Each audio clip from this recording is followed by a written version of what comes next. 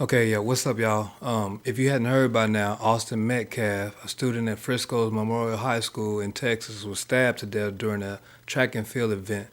The suspect was identified as Carmelo Anthony. No relation to the basketball player has been identified as a suspect in the stab and death of Austin Metcalf, a student at Frisco's Memorial High School.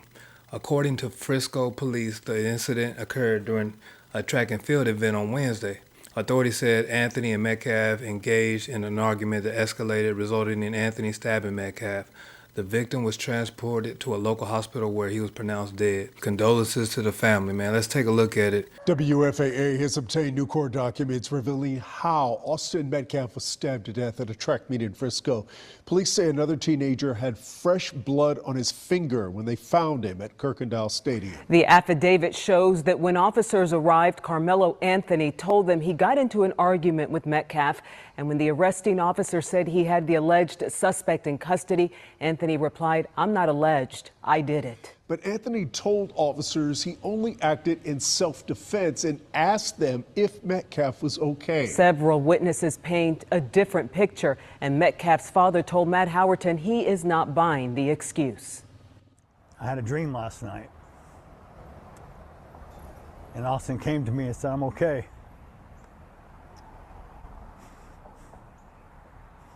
It gives me peace.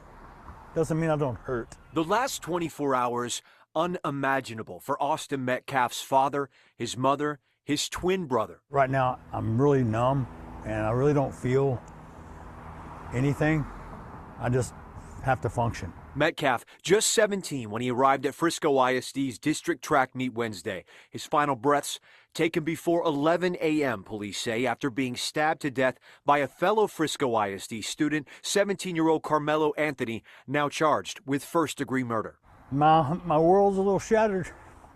An argument over where Anthony was sitting while the meet experienced a rain delay sparked a confrontation between the teen and Metcalf. According to arrest paperwork, Anthony sitting underneath Metcalf's team tent. You could see it from the air when we flew over the crime scene. Metcalf from Memorial High, Anthony from Centennial. A witness telling police Metcalf told Anthony to move from under the team's tent because he didn't go to their school. The witness telling police Anthony grabbed his bag, opened it, and reached inside and proceeded to tell Austin, "Touch me and see what happens." Investigators writing that Metcalf grabbed Anthony to tell him to move and that Anthony pulled out a black knife and stabbed Austin once in the chest and then ran away. When officers arrived, the knife was found and police say Anthony admitted to what happened, but said this to police: "He put his hands on me. I was protecting myself," even asking another officer if what happened could be considered self-defense. What do you expect?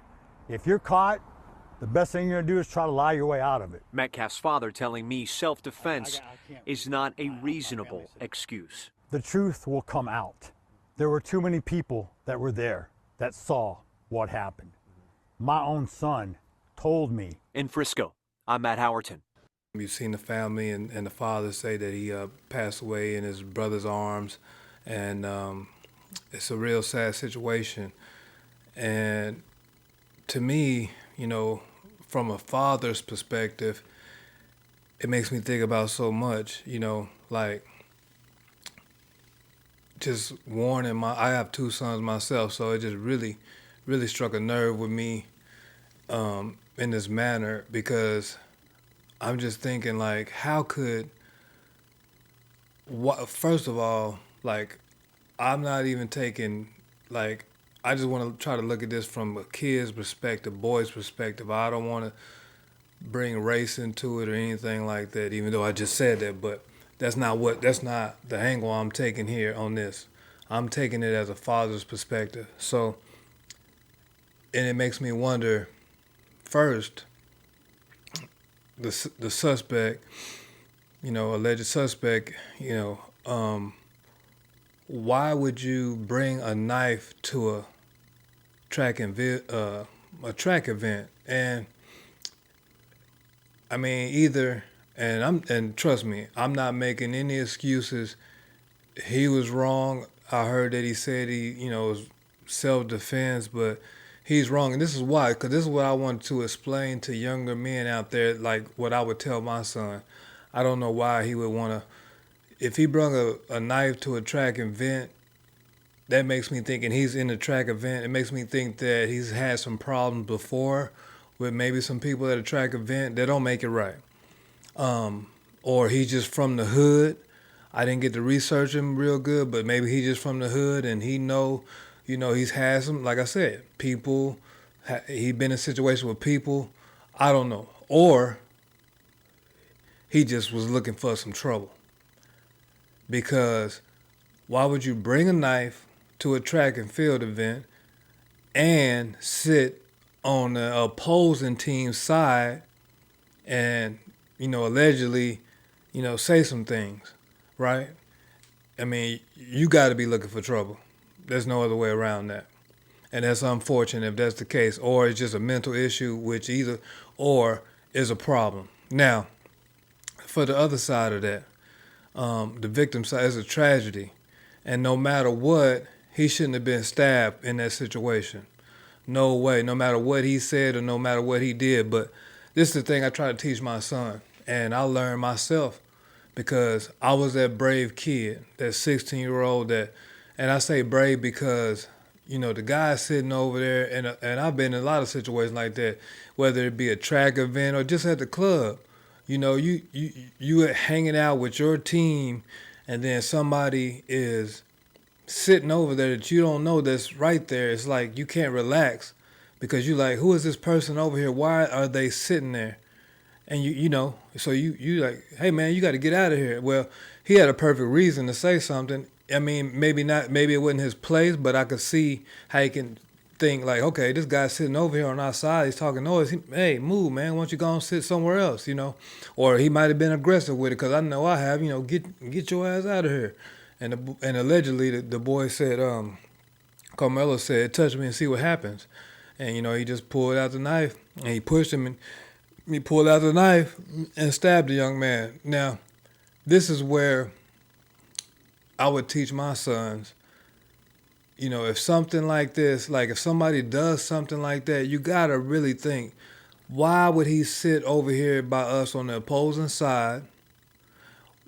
If he's the only one there, it's just odd. So you got to kind of respect the situation and try to be nice about it or be, cordial. You don't have to be all, like, get your ass out of here or move. You have to, that's what I learned because I used to talk to people like that and you don't get good results. I mean, especially if somebody's looking for trouble or even get somebody that's at the event and say, hey, could you move this guy, like quietly, silently do it because you never know when the person's triggered. You never know. And I'm just saying this, you shouldn't get stabbed for that situation anyway, but I would tell my son, hey, just be more cautious because you got to be aware that this guy could be looking for trouble. If he's sitting at a track meet on the opposing side, I mean, who would think that he would have a knife in a track meet? But I just learned to respect everybody in a certain way and handle things in a certain manner because you never know what could trigger a person off. I've dealt with psychos and dealt with crazy people and, sometimes you just got to slide off. Now, back to the guy that allegedly did the stabbing, if he was a rational thinking person, maybe he wasn't. I don't know him and I can't say what he was. But I just say maybe more not for bringing a knife to a track meet. Like I said, I don't know any problems he had, but it would have been easier for him to take whatever humiliation he thought he was getting and just move to another spot. And I'm pretty sure that he think that now his life would have been different, but it's not. Now his life is taking a whole different course for the choices he made. And that's what I would teach my sons. The choices you make each and every day in his life will affect your life for the rest of your life. Just remember that. So he easily could have got up, moved, hey, my bad, I'm trying to get out the rain, talk to people. But for it just to escalate into pushing and stabbing, it's just crazy nowadays. But that's the instability of our society nowadays with social media and the mainstream media, stoking fear and people having a lot of fear about other people and not just being a human being and talking to each other and just working it out. And not everybody got to be, huffing and puffing and standing ground and just, having conflict, because this is what happens. But anyway, it's just a sad, sad story, and I can't imagine the father. I mean, you see him, and he don't want to politicize, and I don't blame him. He don't want it to be about anything else but his kid, and that's what it's about, man. Two boys. I have two boys, and I'm just giving a father's perspective. Let me know what y'all think in the comment section. What do you think? You think the alleged suspect is from the hood, and why would he bring a knife? And was he, I can't say what he was thinking, but like, just another thing though. Before I break this off, I want to say he tried to say it was self-defense. Young men, I'm gonna tell you out there, there's no such thing as self-defense. If you got a knife and he don't, you have to be on the same level as a person that's attacking you or allegedly attacking you. So if somebody push you, all you can do is push back. If somebody got a knife, you got a knife. Or then it gets weird. Somebody got a gun, you got a gun. But you can't stab, shoot, or even beat somebody with a pole if it's just one person against you. Y'all have to know your defensive rights. And that's not going to hold up as self-defense, because you had a knife at a track meet with because the alleged suspect had a knife at a track meet, and of course the other guy didn't. That's not self-defense.